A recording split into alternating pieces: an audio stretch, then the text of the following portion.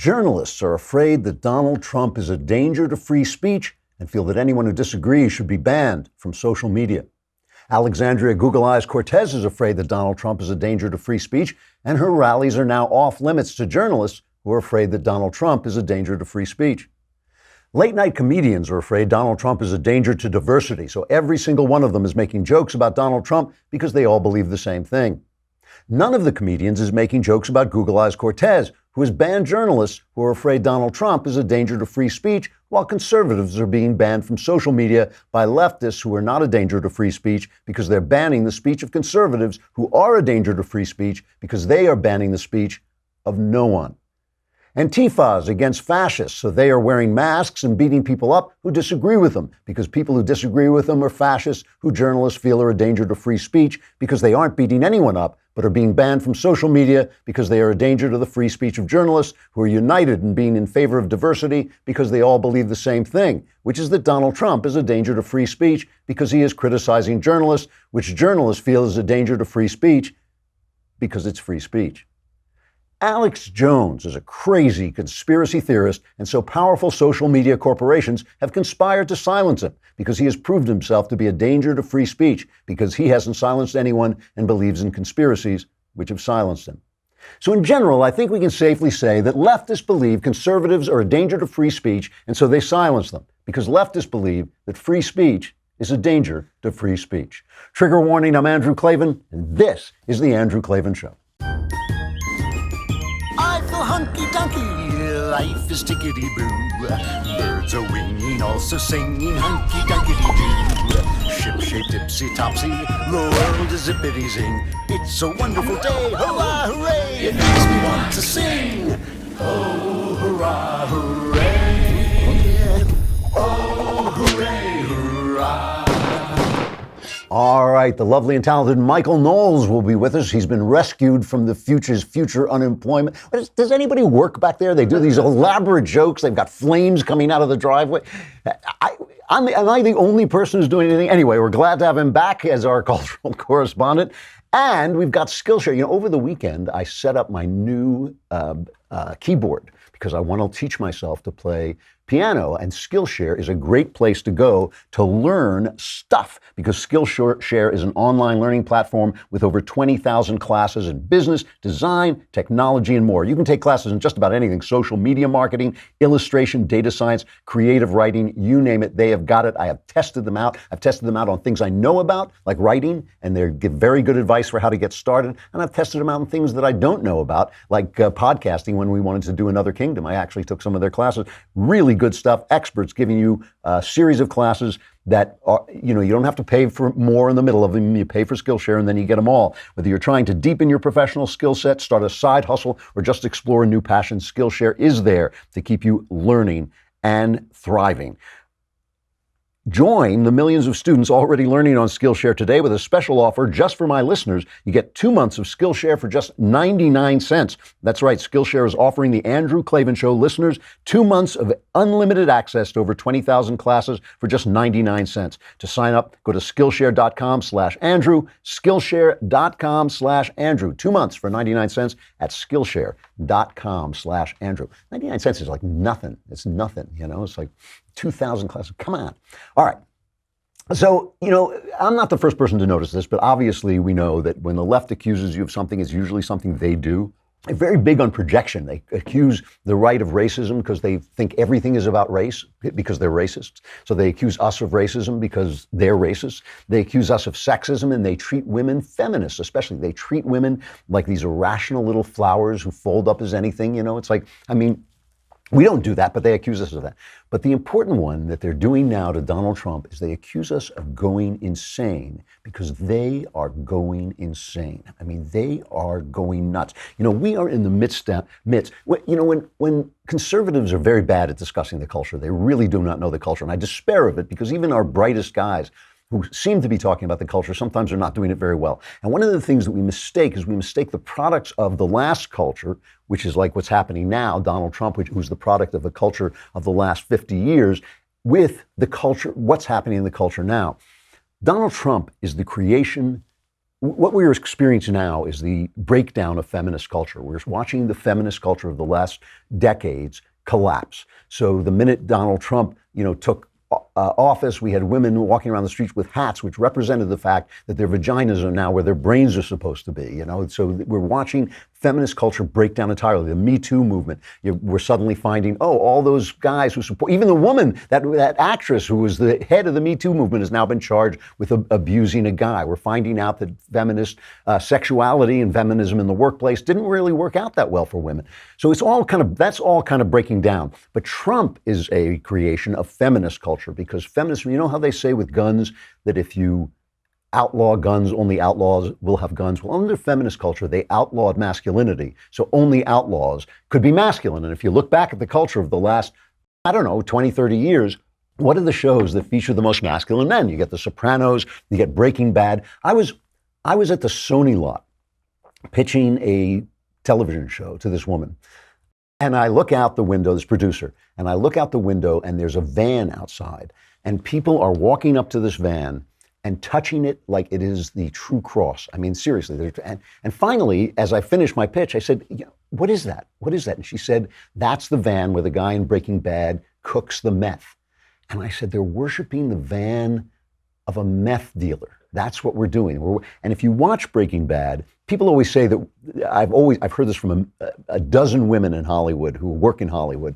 They'll say to me, well, people support and have sympathy with the meth dealer in Breaking Bad because he's doing it for his family. That's not why. If you watch the first episode of Breaking Bad, he's a wimp. He is henpecked. His wife controls him. Everybody dominates him. And what we watch is through becoming a meth dealer, he becomes a man. And that's why he's appealing. Tony Soprano, the reason we follow him is because he's a man.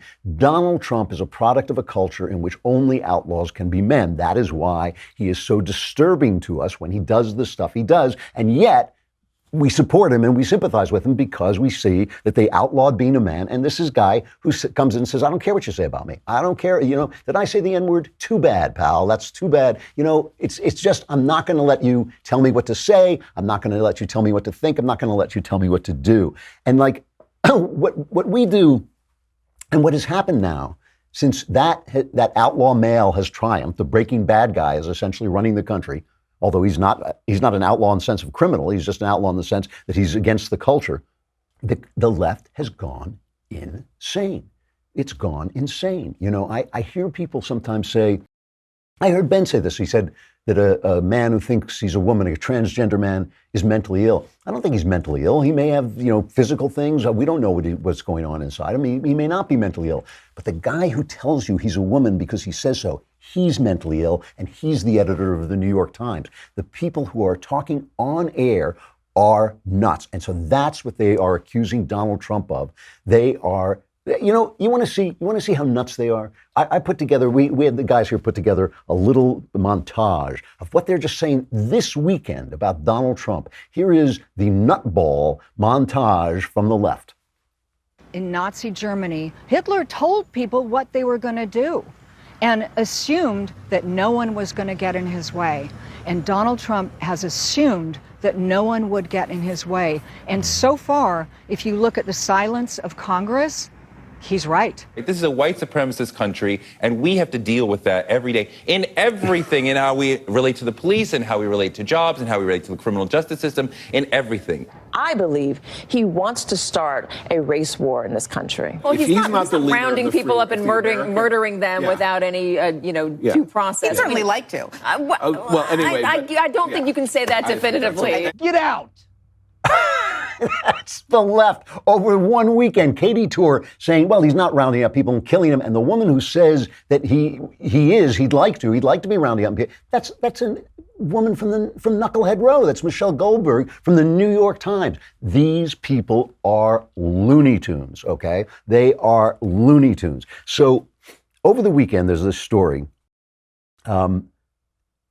And by the way, Molly Hemingway, I got to point this out. Molly Hemingway has said, she had a tweet that came out, if you think of media coverage and other resistance activity as a Westworld-like loop, where they alone are unaware they're repeating themselves, it all makes more sense. They're on the obstruction loop. They'll soon hit the 25th Amendment one again. That's where you replace the president because he's nuts. Okay. So that was something she said like a year ago. That was something Molly said like a year ago. So over the weekend, Maggie Haberman and her colleague at the New York Times, they write a story. And let's remember that Maggie Haberman, in January 2015, there was a strategic memo from the Clinton campaign. The memo was called Shaping a Public Narrative. This is from Cheryl Atkinson's book, right? And Clinton officials described Maggie Haberman, who then worked for Politico, as an ideal, friendly journalist willing to generate positive press for the Clinton campaign. We feel that it's important to go with what is safe and what has worked in the past. We've had a very good relationship with Maggie Haberman of Politico over the past year. We've had her tee up stories for us and have never been disappointed. That's Maggie Haberman. Now she's the New York Times White House correspondent. And they hired her after this stuff came out, right? So, there's a Clinton operative, there's a Clinton, a toady, put her on the White House to cover Trump. Well, I guess maybe they thought she was going to be covering, I don't know, did they hire her after Trump? I can't remember. But maybe they thought she was going to be covering Clinton so they could give her all the love they wanted to give her. So now they run a story about Donald McGahn, who is White House counsel, that he's talking to Robert Mueller. And that's a breathless story from Maggie Haberman and one other reporter. And it's about that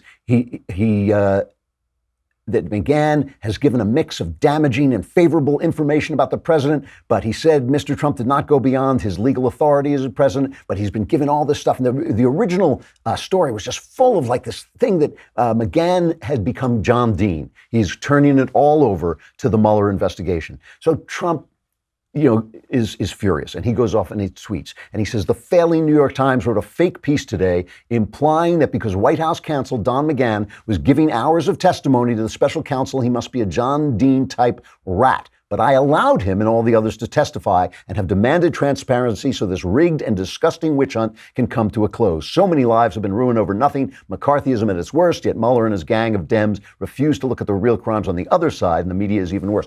So first of all, in order for McGahn to testify to Robert Mueller, he's the White House counsel, right? So they have to waive executive privilege.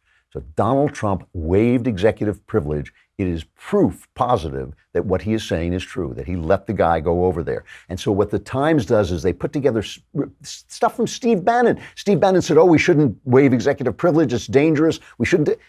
Basically, they put together this idea that Trump allowed this to happen, but somehow it's all gone out of control. And Trump objects because it's a phony story. It's a ridiculous story. The way it is written is ridiculous and false. And also on top of which, where's the information coming from? It's got to be coming from Mueller, right? It's got to be coming from the Mueller investigation. So Trump goes off and he puts out, his usual number of tweets of just absolutely condemning this.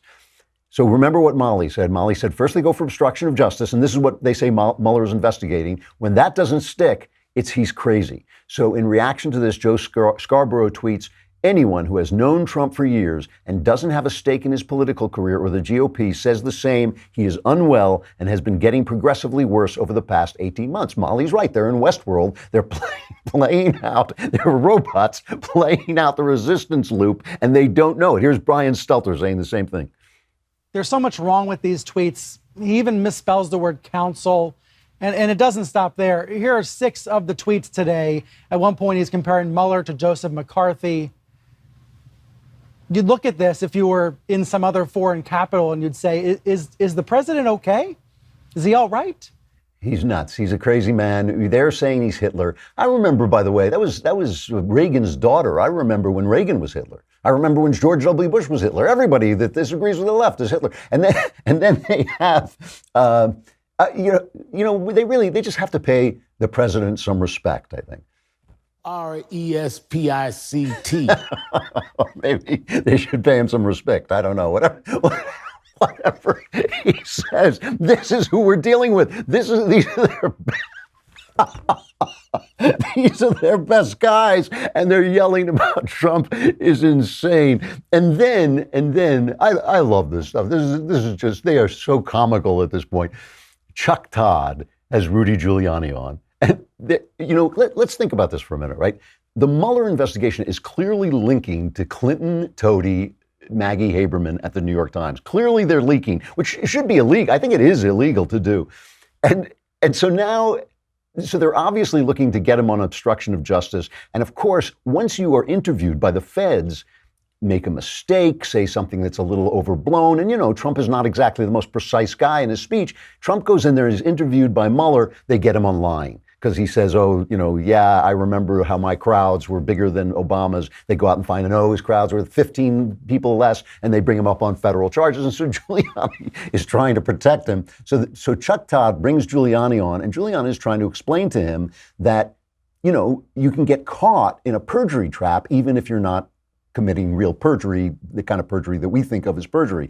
So he gets him, they get talking, and here's what Giuliani says. Look, I'm not going to be rushed into having him testify so that he gets trapped into perjury. And when you tell me that, you know, he should testify because he's going to tell the truth and he shouldn't worry, well, that's so silly because it's somebody's version of the truth, not the truth. He didn't have a conversation. Truth is truth. I don't mean to go like... No, it isn't truth. Truth isn't truth. The President of the United States says, I didn't... Truth isn't truth. Mr. Mayor, do you realize what... No.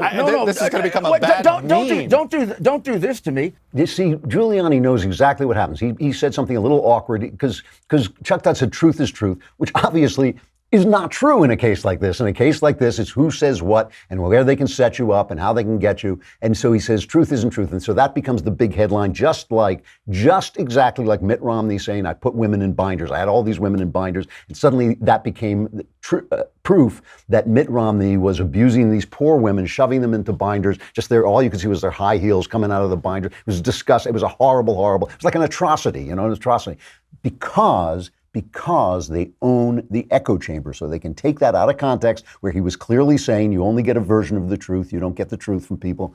They take it out of context and they think, oh my gosh, we have him. We've got him. It's the echo chamber. He's in the echo chamber. And they're going to repeat this forever. What they don't understand, they have not gotten yet, is that Trump has an echo chamber too. And some people on the right who are so anti-Trump, they don't understand that this is a good thing. It is a good thing that Trump is creating another kind of echo chamber. They don't understand. We're not listening to them anymore. They're nuts. They're sitting around saying that Trump is Hitler. They're saying he wants to round people up and shoot them. They're saying he wants to start a race war. They're saying they're living, my favorite, they're living in the Handmaid's Tale. I just have this picture of these left-wing billionaire matrons sitting out on Martha's Vineyard saying, yes, it's terrible, it's like the Handmaid's Tale, darling. Would you bring me another cocktail, please? Yes, we're in the Handmaid's Tale. They're living in this imaginary world, and they think we're going to join them too. And then when Trump strikes back, it's like daddy's home. When Trump strikes back, it's like, oh, he hit, oh my, it's like, the little kid who annoys you and you finally give him a smack. And it's like, what did you do to me?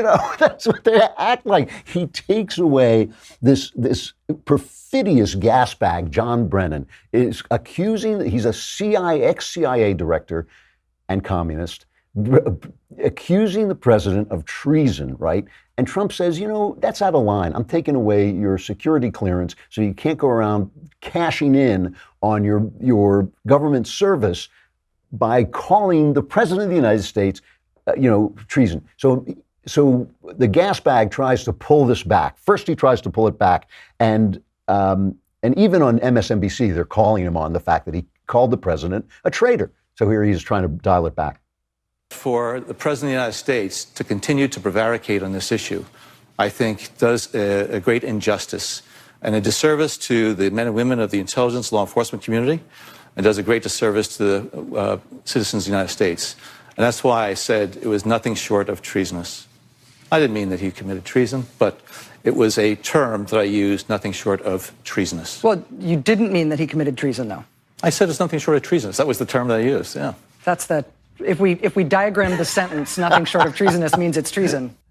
This Rachel Maddow, that is Maddow, right? It's not Knowles, that's Maddow. Yeah, no, Rachel Maddow says, Michael Knowles, lookalike Rachel Maddow, herself is saying, if you say it's nothing short of treasonous, he committed treason. Well, I didn't say he committed treason, but then Chuck Todd has him on and he's back again. This is like where this guy is. After getting one smack in the face, he's suddenly a toddler who doesn't know what he's talking about. Do you regret essentially accusing the president of treason? Do you regret some of the things you have said?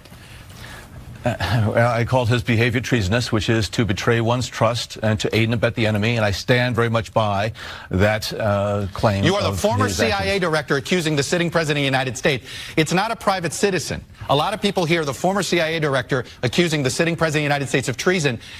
That's a monumental accusation. Well, I think these are abnormal times. See, even Chuck Todd knows you got to pay the president some respect. RESPICT.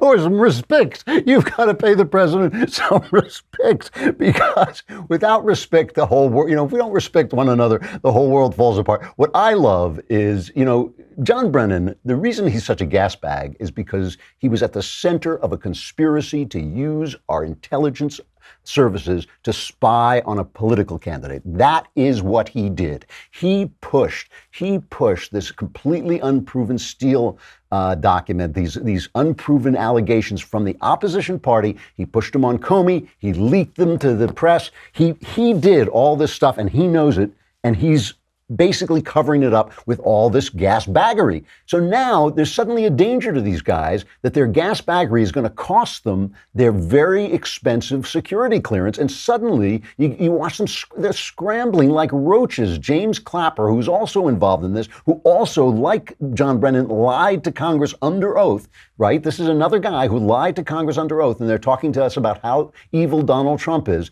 I don't think Donald Trump has lied to anybody under oath. I haven't seen him do that. They call him a liar, but he hasn't perjured himself that I've seen. Here's James Clapper dumping his fellow spy. He's throwing John Brennan under the bus. John is sort of like a freight train, and he's going to say what's on his mind. I think, though, that the common denominator among all of us that have been speaking up, though, is genuine concern about the jeopardy or threats to our institutions and values. And although we may express that in different ways, and I think that's what this really is about. But John and his rhetoric has become, I think, an issue in and of itself. John and his rhetoric have become an issue in and of itself. Sounds like John Brennan is losing some of his colleagues' respect. That's SPICT. I can't stop it. I'm just like, oh my goodness, respect.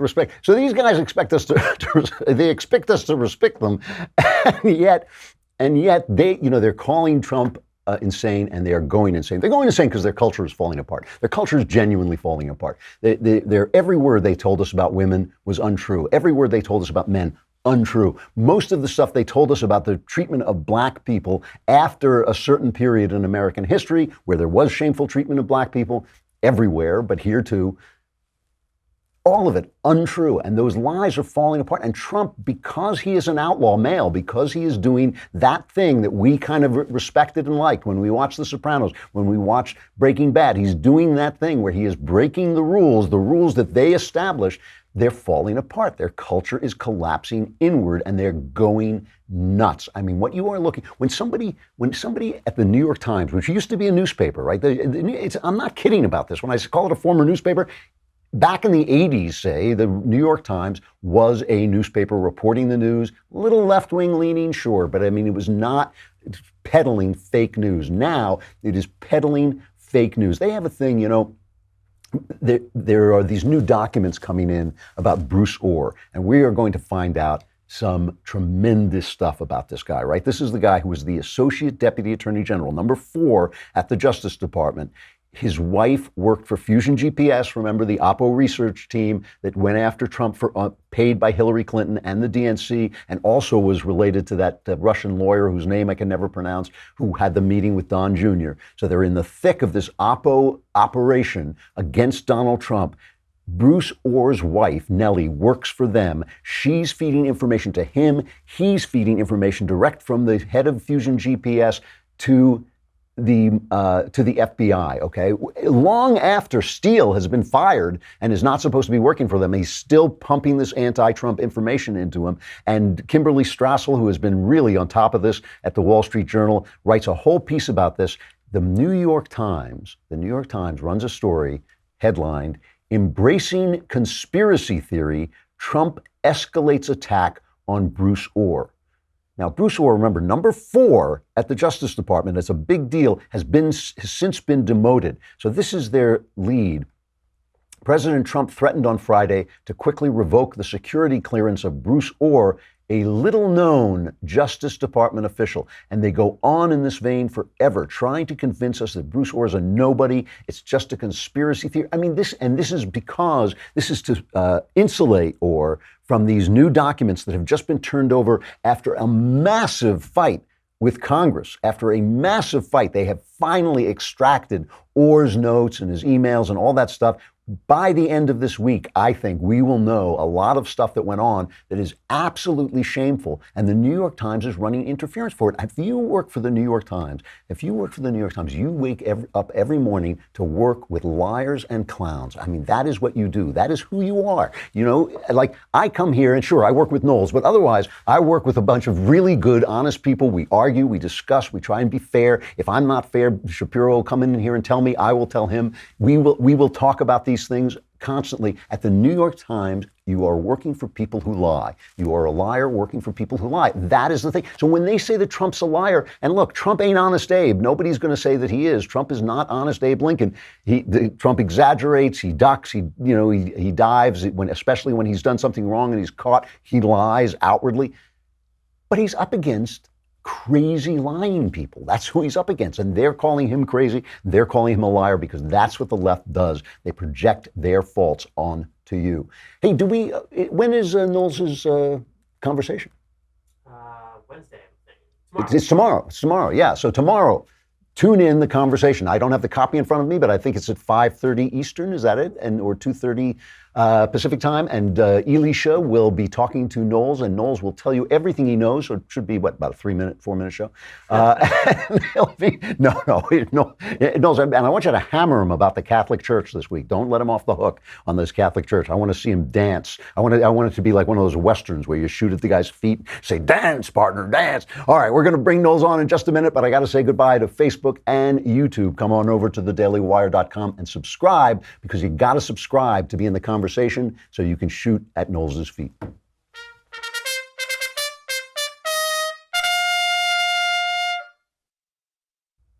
All right, Knowles, how you doing? I'm here. Hey, thanks for all the kind words I assume you were saying about me. I couldn't hear the early part of the show, but I assume it was all very nice. I was lavishing praise.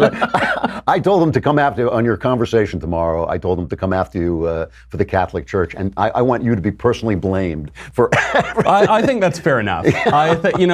I realized that one of the unpopular realizations of this whole Catholic scandal is that the main guy to blame is the devil, and people regularly confuse me with the devil. So I think that's totally fair. Why is that? It's just a strange resemblance. Something about my hair, I don't know, my teeth, my fangs, I don't know. I will say, though, I have to be kind to you. You are doing a great job on Another Kingdom. We've now done 3 episodes, right? I think we're 3 in now, yeah. Yeah, so we're getting ready to roll. Early October, I think, is our date. I'm really excited for this. I hope people binge the first season so that they're caught up on it. Yeah. But you don't really need to be. You can dive right into this. It totally holds up. The story is better this season than the first time. This is a good story. Yeah. There are not many sequels that are better than the original.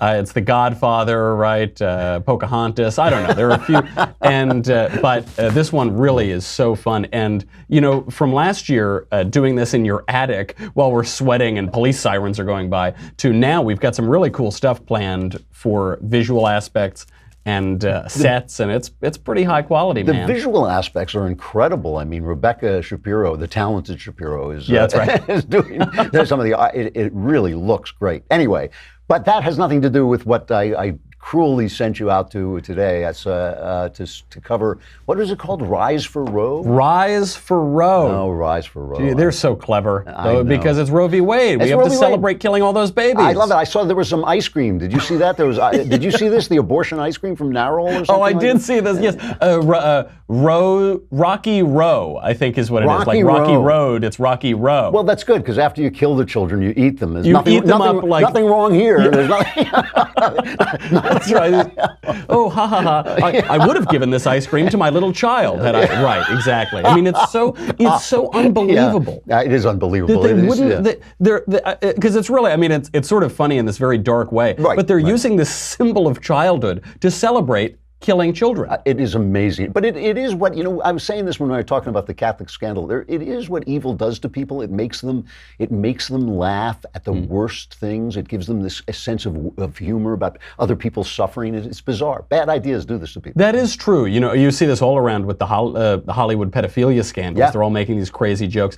And this is amazing. So this event, Rise for Roe, it's going all around the country. It's being run by these 5 basically unemployable Democrat hacks. It's got, this woman, Lauren Duca, this radical abortion advocate. She writes for Teen Vogue.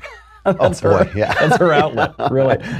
Bernie Sanders' press secretary is there. Another lady, Rocketto, who runs a bunch of lefty groups. A couple others who run these lefty groups. And of course, the devil herself, Cecile Richards, is sitting around there. Oh, is she there? She was there. And Alyssa Milano, the actress, the former actress and now Twitter personality, was there. She dressed up like the woman from The Handmaid's Tale. Did she really? She did. It's real. I hope maybe we'll get the picture.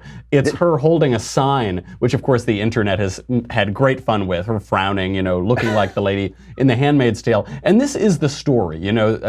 The left has always relied on useful idiots from Lenin and Stalin onward. So now you've got the kind of Soros type, Cecile Richards. These aren't stupid people. These are serious people. And then you have Alyssa Milano. And Alyssa Milano, her line on all of this is, it is effing absurd that we're still fighting for abortion. If Kavanaugh is confirmed, it, quote, will literally affect everything we know to be true as American citizens. It will really, literally affect everything we know to be true as American citizens. Boy, that's a powerful position. That's good. I should get that job. Yeah. It didn't occur to me. I thought mostly you were analyzing tax laws and stuff like that. Not to leave the subject, but just for a minute, the New Yorker today ran an article, this week did an article in which Lawrence Tribe, the Harvard law guy, who said that it was analyzing Kavanaugh's sports reporting in college to see what kind of a judge he would be. And he said, you can see he gives too much power to the executive in his references to umpires. It was like, I couldn't have made it up. It was beautiful. He was burning them like tea leaves. Of course, it is beyond parody now. Actually, the only person who's being honest about all of this is Chelsea Clinton with this Rise for Roe stuff, but I'll get to that in a second. All right. So this all took place at the El Rey Theater.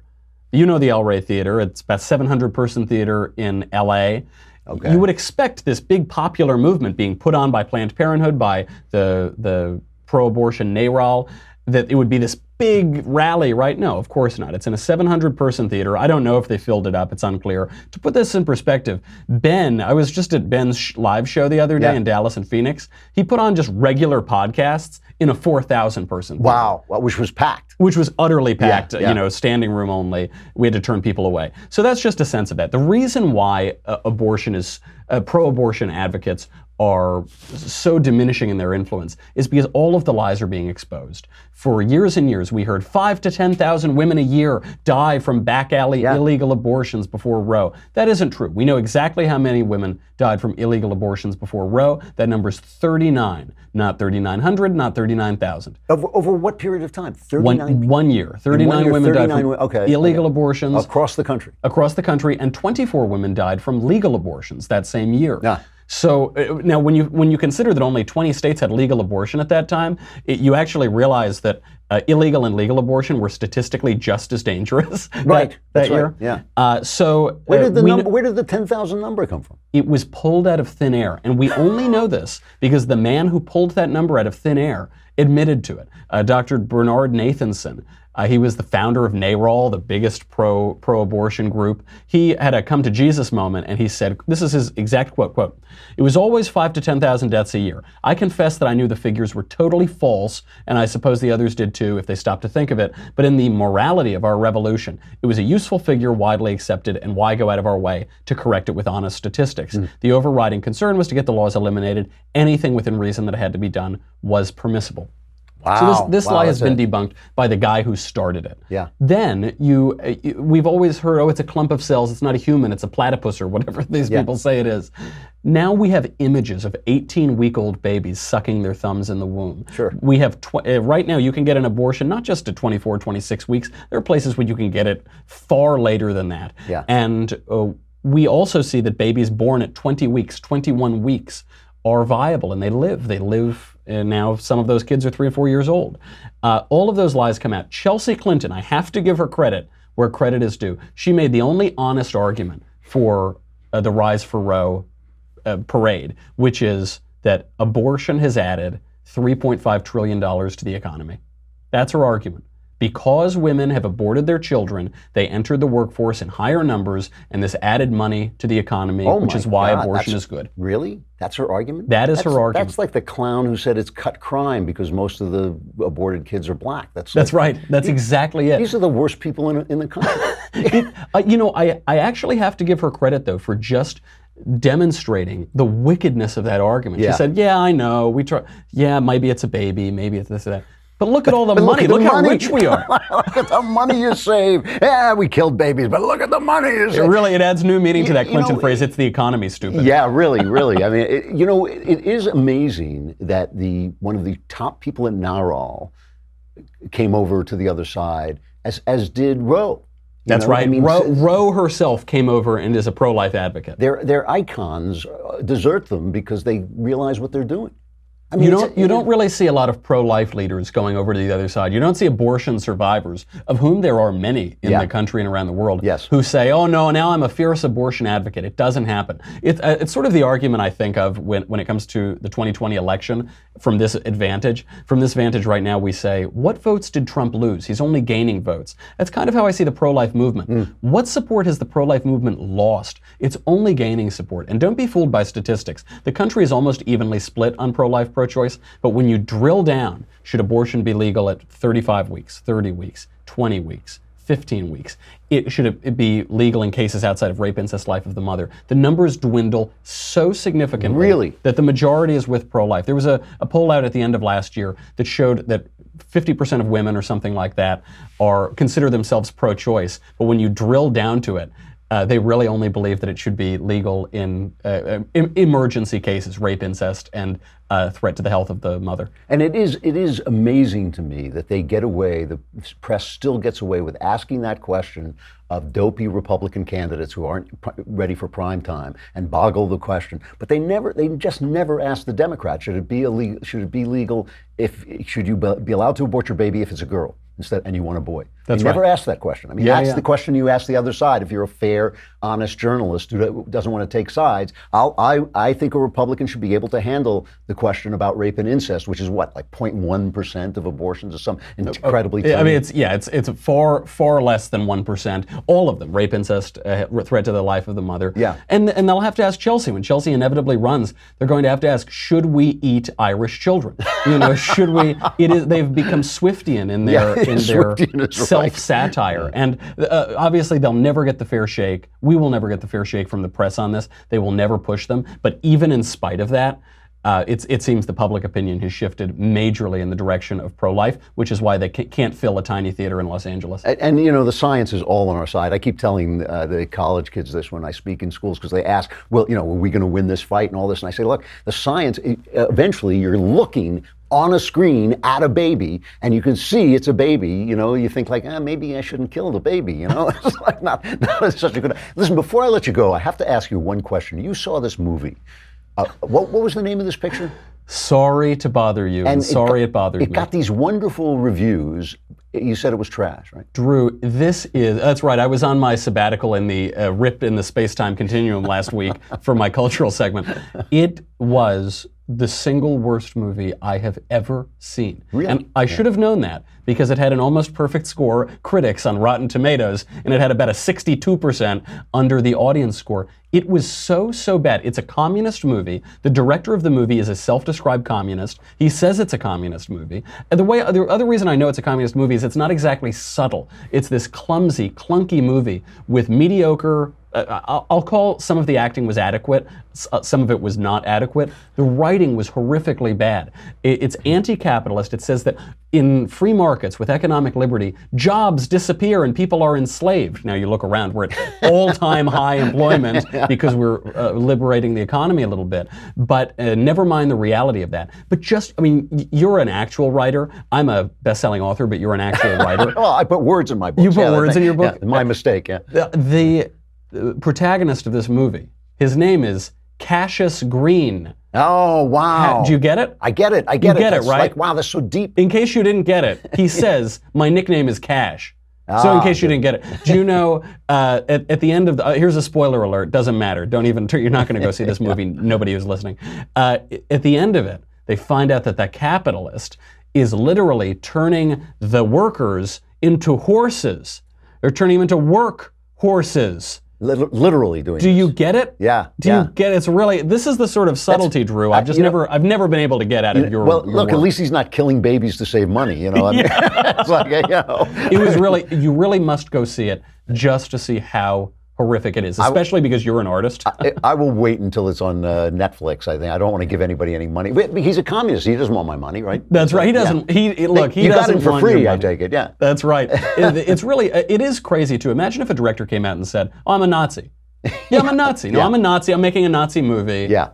But no, when it's communists have a lot more blood on their hands than the Nazis, and they get away with murder, literally. What's on your show today? So today we're going to be talking about, I don't know if you've asked this question before, Drew, but is truth truth?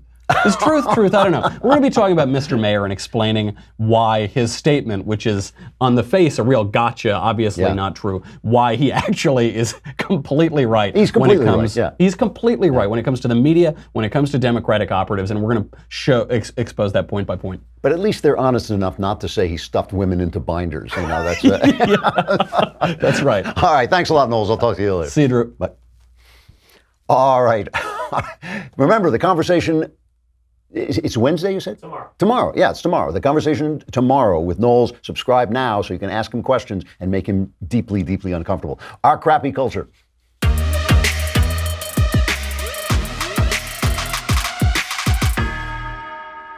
So this is a sad story that has this kind of evil humor to it that a bunch of people were making fun of, but it's not really that funny.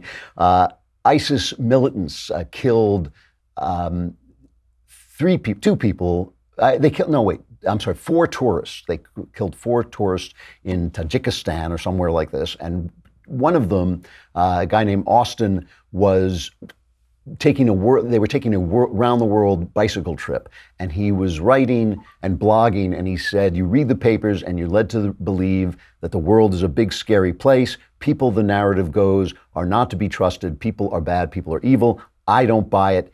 Evil is a make-believe concept we've invented to deal with the complexities of fellow humans holding values and beliefs and perspectives different from our own. By and large, humans are kind, self-interested sometimes, myopic sometimes, but kind, generous, and wonderful and kind. And he was then killed by ISIS. So the story goes around, and of course, there is something ironic, I guess is the word, right? Because it's not funny that these young people were killed, and it's not funny, you know, I mean, look, most of us when we're young have wrong concepts. We are idealistic, and most of us learn things from experience, but you want to live through the experience to learn it. So the fact that they got killed by ISIS is because ISIS is evil. So there is this ironic contrast between this blog, evil is a make-believe concept we've invented to deal with the complexity of fellow humans, holding values and beliefs and perspectives different than our own, and ISIS holding values and beliefs different from our own, which include murdering this guy.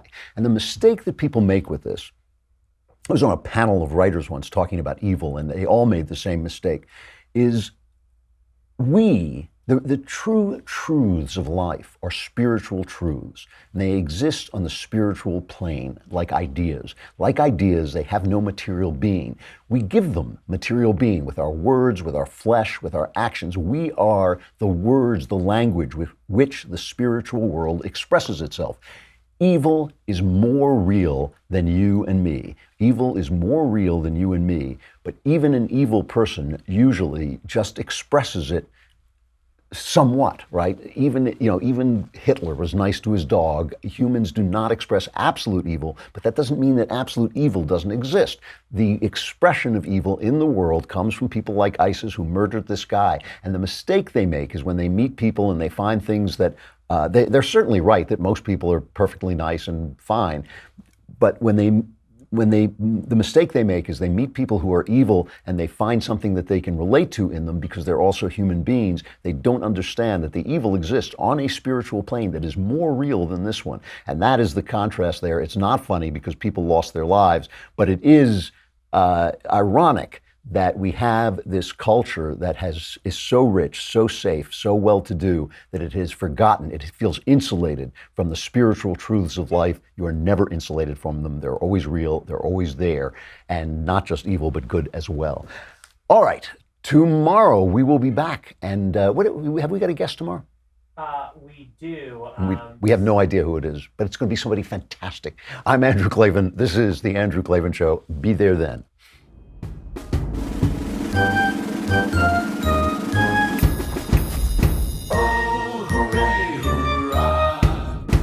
The Andrew Klavan Show is produced by Robert Sterling. Executive producer, Jeremy Boring. Senior producer, Jonathan Hay. Our supervising producer is Mathis Glover. And our technical producer is Austin Stevens. Audio is mixed by Mike Cormina. Hair and makeup is by Jesua Alvera. The Andrew Klavan Show is a Daily Wire Forward Publishing production. Copyright Forward Publishing 2018.